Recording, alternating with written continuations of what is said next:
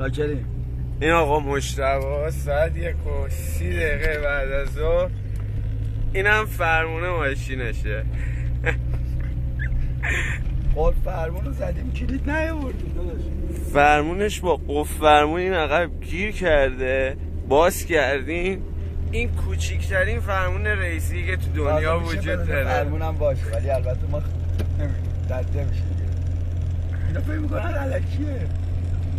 بگید داره راه میره ماشین. بله داره راه میره ماشین.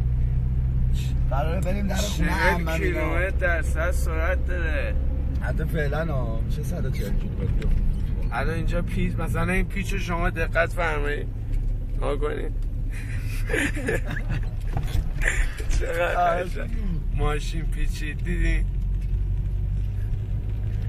ولی نکنین این کارو خدا وکیلیه.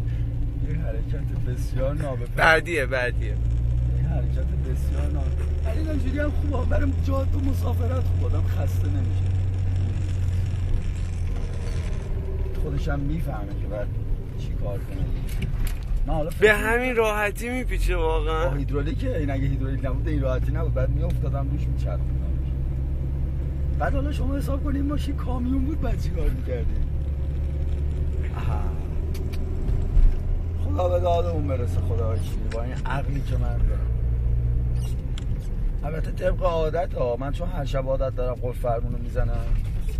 آدم در خونه عمو خدا بیامرز فکر کردم که الان میخوام بمونم دیگه قفل فرمونو زدم دیدم چی میتونه خونه